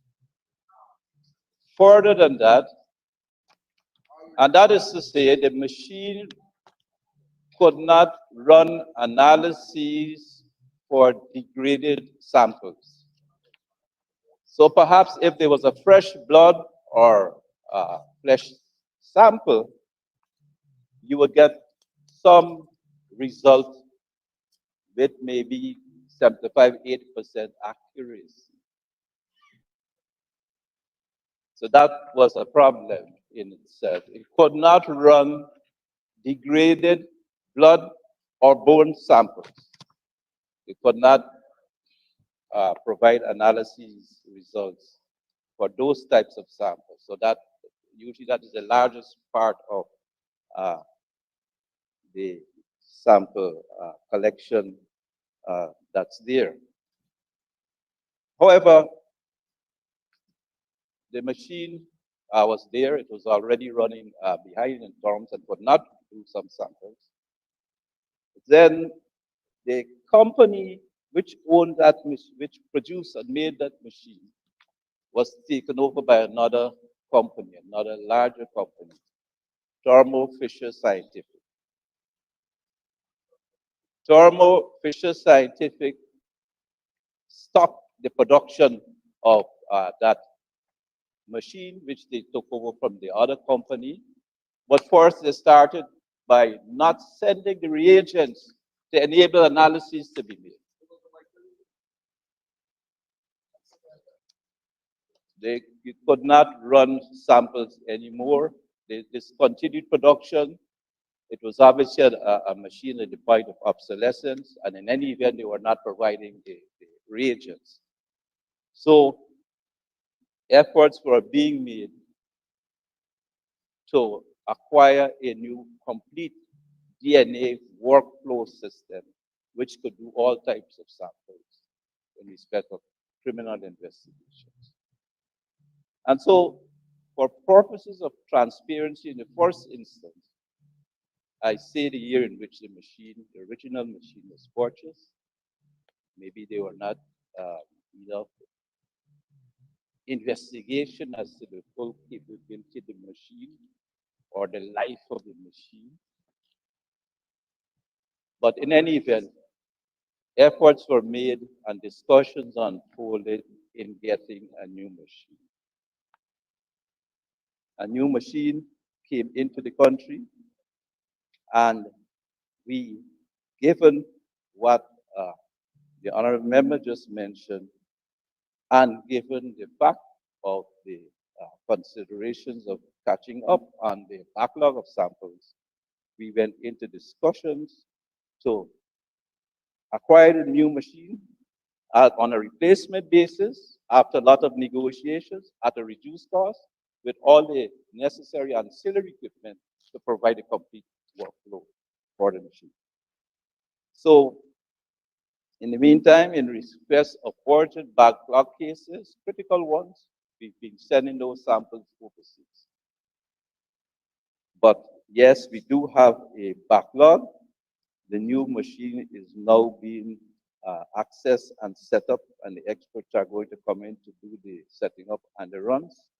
And we expect within 5 or 6 months, once it's properly up and running, we will be on top of the situation in respect of having the ability to do proper sampling, proper testing, and providing the right analytical results at more than 95% in relation to all types of DNA samples.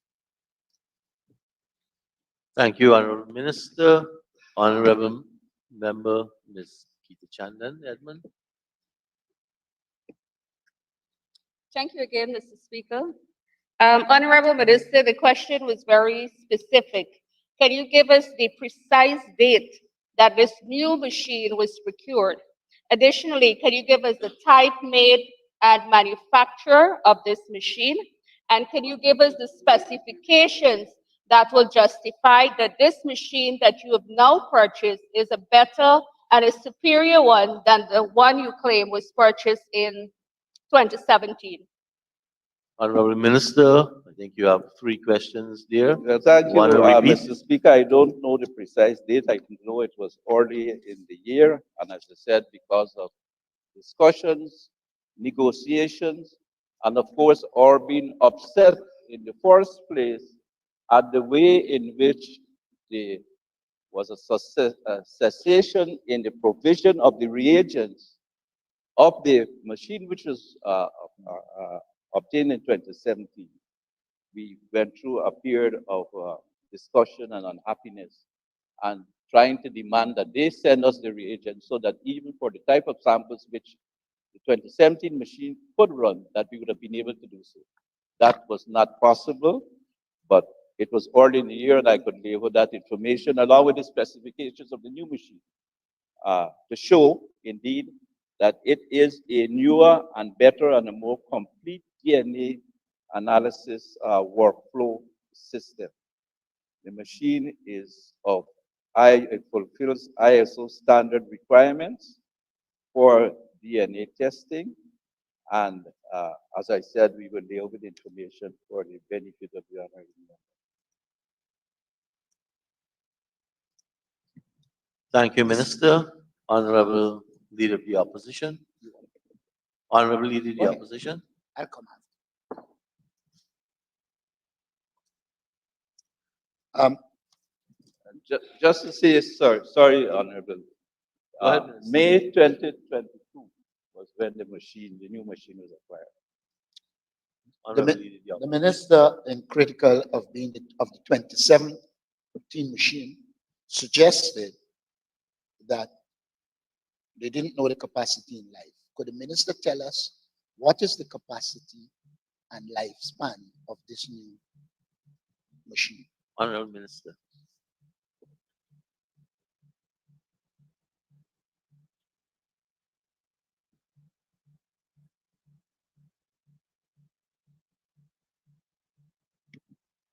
The new machine is one done by Thermo Fisher Scientific. It was acquired being put into operation, worked out in September. And the issues in relation to the lifespan and all of those things, I'd be happy to lay those over to the Parliament.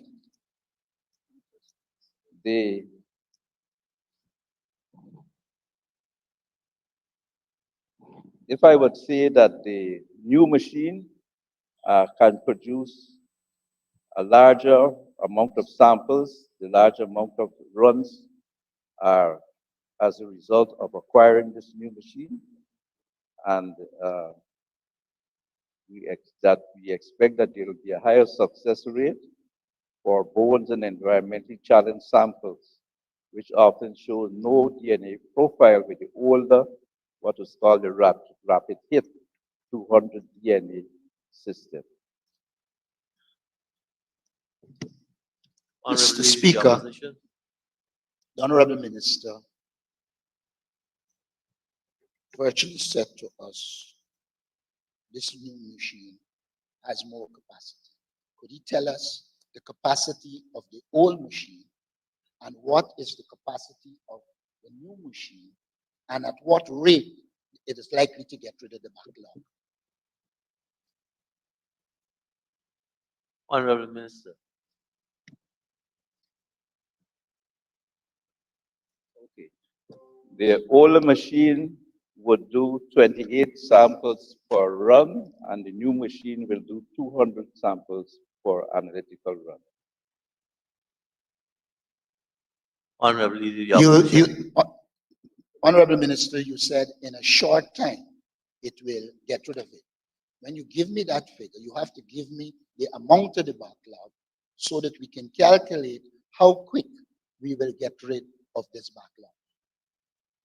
Honorable Minister. We will do that calculations and provide it to the House. Thank you, Minister. Honorable Leader of the Opposition. Mr. Speaker, Mr. Chairman, I want to ask the Honorable Minister. Clearly, you will have to have the trained people to do the job. Could the Honorable Minister say to me, if they have these people, how many of them, how many are required? And if they don't have them, how many of them they plan training and by when? That also will help us to understand getting rid of the backlog. Honorable Minister. Thank you, Mr. Speaker. We have 5 analysts who will be certified, trained and certified in the operation of the new machine. And I think they will, after the training and certification, would have the ability to do the runs. I've been saying to the people in the lab that they have to work some extra time and train some more people so that we could catch up on the backlog. But I will not venture an opinion now as to how soon by date. That I said next year, hopefully by mid next year. But in terms of actual numbers and specifications, in terms of getting on top of the backlog, we'll have to look at it because DNA samples are still coming in. And we have to do profiles to determine, in fact, whether there could be other means, whether we could avoid in many cases, in some cases, of having to go into do DNA analysis. Mr. Chairman, Honorable Leader Honorable of the Minister, Opposition. in speaking, you said will be trained. Am I to understand that these persons haven't been trained? And if perchance they haven't been trained, and you know they were purchasing this machinery, why weren't they trained? And what is the projection in terms of training them? And could you tell us how many people you need to train to be able to get rid of the backlog we're talking about? Honorable Minister. Mr. Chairman, honorable members, we have 5 persons already trained as DNA analytical persons. There is a new machine which is being set up now. For the new machine, which is now a complete workflow system, these 5 will be trained and certified in respect of the new machine before they can fully go into use of the machine. That is not expected to take long. But in addition, we will train new persons, more persons in the use of the machine, the new machine. Honorable Leader of the Mr. Opposition. Minister, you keep saying we'll train new people. I'm asking a specific question. How many people do you need to deal with the backlog? To just say we'll train people would not give us an idea if you get rid of it. So could you tell us, based on your projections, how many people you need, how many people you will train? Honorable Minister. Really, as many as needed. We have, as I said, 5 persons who are DNA analytical specialists. They have to be certified for a new machine. In respect of their getting adapted and depending on the functionality and rate of throwing out samples at 200 per run, we envision in any event that we will train more people. But I will not venture as to say exactly what the matter will be in respect of the number of persons and the specific date in respect of training and the results. Honorable Leader of the Mr. Opposition. Chairman, I would believe that if we are planning effectively and we know we have a backlog, what we will do is assess that backlog. We know the capacity of the machine, I assume so. And therefore, we should have a clear idea as to how many people we need.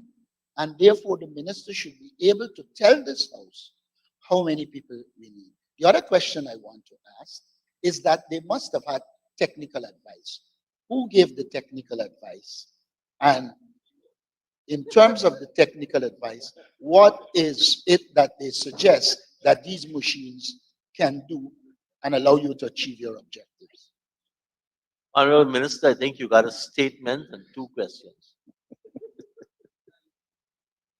Mr. Speaker, this is scientific work, and this is work in respect of the results.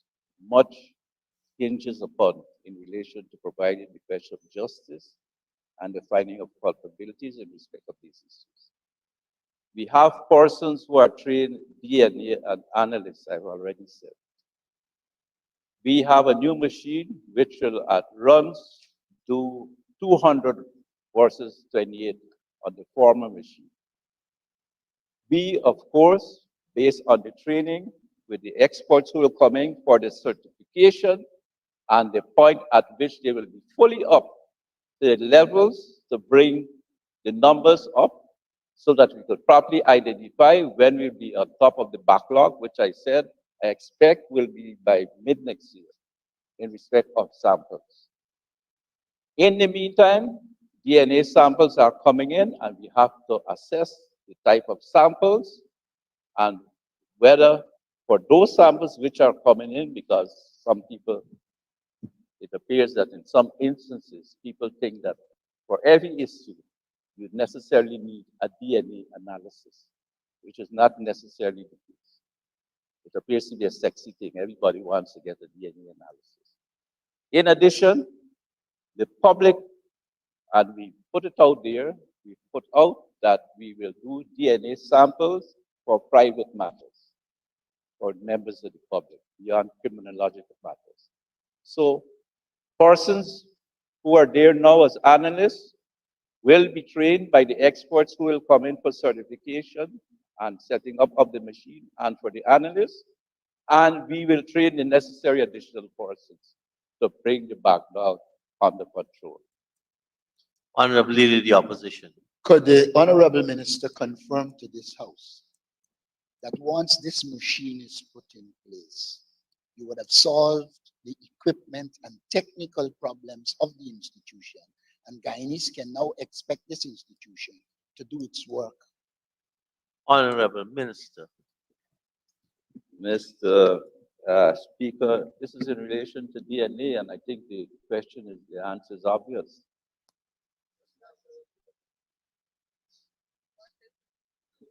Mr. Speaker, could I ask him to explain the obvious? Because I'm not getting what is obvious. It's a simple, straightforward question.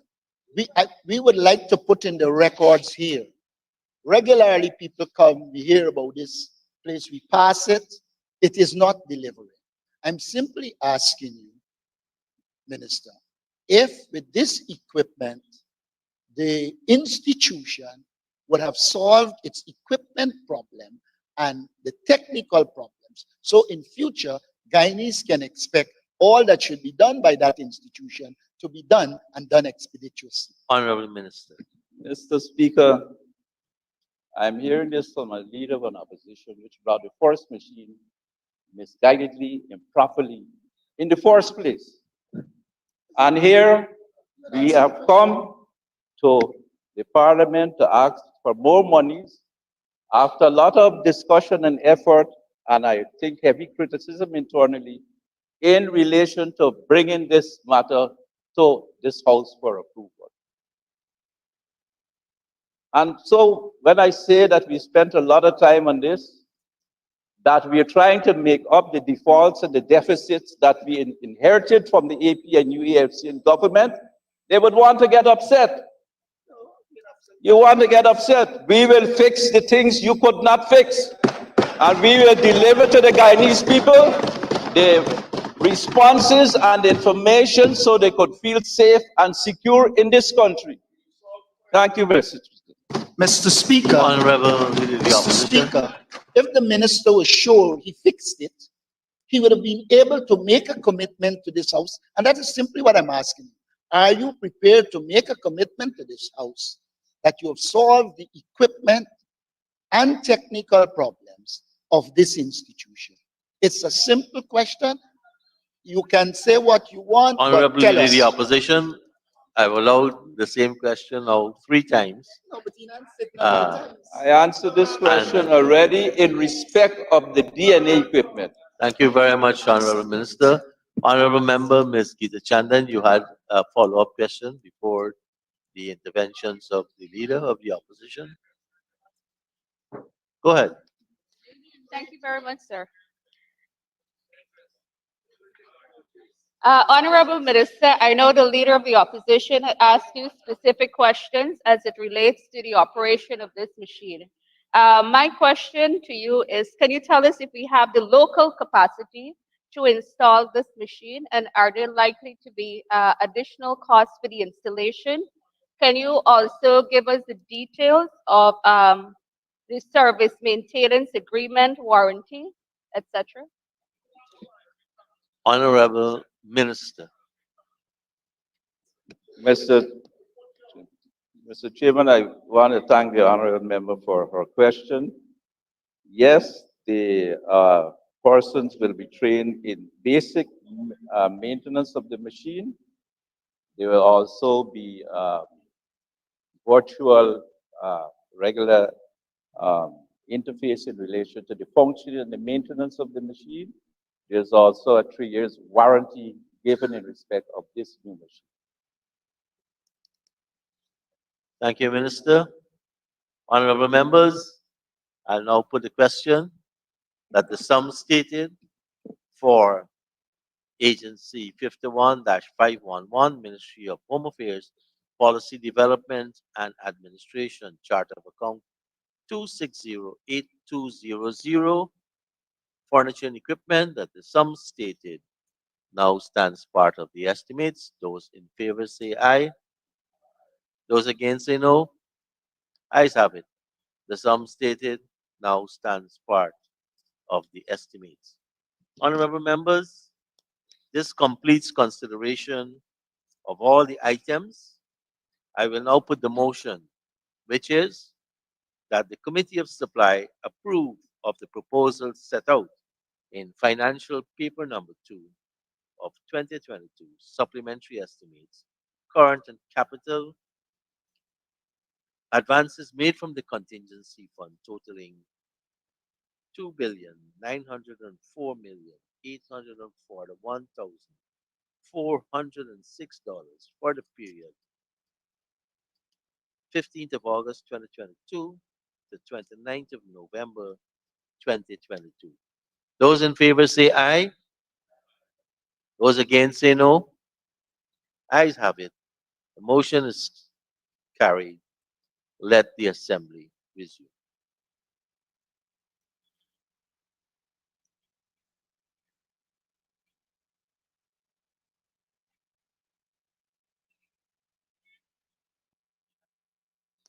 Honorable Senior Minister in the Office of the President with responsibility for finance.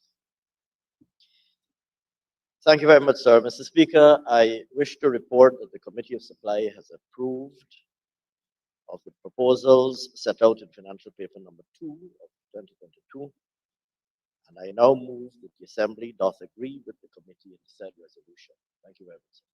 Thank you, Honorable Minister. The question is that the Assembly doth agree with the committee in its resolution. Those in favor say aye. Those against say no. Ayes have it. The motion is carried. Honorable members, this completes the consideration of financial paper number 2 of 2022. And this is a good time to take a 1-hour suspension for lunch.